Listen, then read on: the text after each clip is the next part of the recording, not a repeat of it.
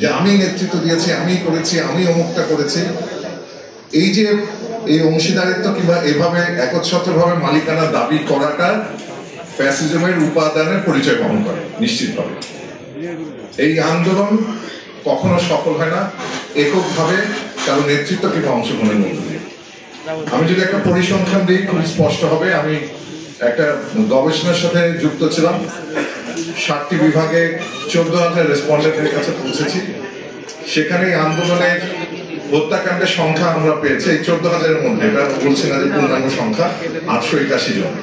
এই 881 জনের মধ্যে শিক্ষার্থীদের পরে মৃত্যুর সংখ্যাটা যদি দাঁড়ায় তাকাই, শিক্ষার্থীদের 64%-এর মতো শিক্ষার্থী হত্যাকাণ্ডের শিকার হয়েছে।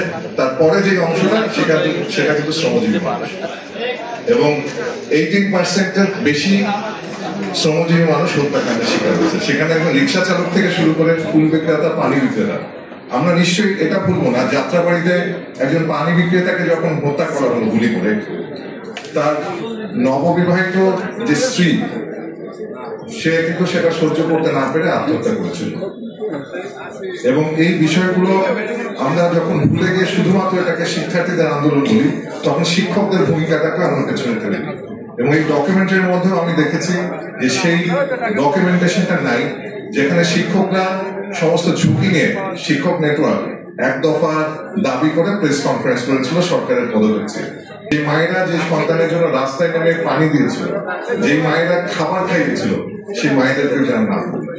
এবং আমাদের সংকটের জায়গাটা হচ্ছে আমরা সবাই মালিক বনতে চাই, আমরা আন্দোলনের মালিক হতে চাই, এবং আন্দোলনের মালিক হতে গেলে বিভেদের রাজনীতিটাকে সামনে নিয়ে আসি। কোন রাজনৈতিক দল উস্কানি দিচ্ছে, বিদ্বেষ ছড়াচ্ছে, ধর্মের নামে উন্মাদনা ছড়াচ্ছে, নারীদের প্রতি বিদ্বেষ ছড়াচ্ছে।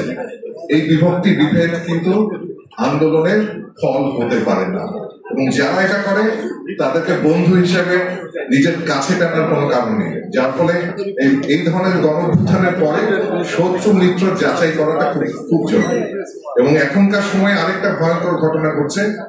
আমরা ফ্যাসিবাদের পতন দেখেছি, কিন্তু ফ্যাসিবাদের পতনের পরে যেমন স্থানীয় পর্যায়ে আমরা দেখছি যে একটা রাজনৈতিক শূন্যতা তৈরি হচ্ছে, মহাশূন্য পর্যায়ে আমরা দেখছি একটা শূন্যতার সুযোগ নিয়ে কেউ কেউ গায়েবী আওয়াজ তুলছে, এবং গায়েবী আওয়াজ তুলে এক ধরনের বিশৃঙ্খলা, মানুষের প্রতি মানুষের বিদ্বেষ ছড়ানোর চেষ্টা হচ্ছে, যে চেষ্টার মধ্য দিয়ে আমরা শুধুই বিভক্ত হচ্ছি। এবং এই বিভক্তির পথ নিশ্চিতভাবে ফ্যাসিবাদের ফিরে আসার পথকে উন্মুক্ত করে দিতে পারে। এই ব্যাপারে আমার দ্বিতীয় কোনো চিন্তাই নেই।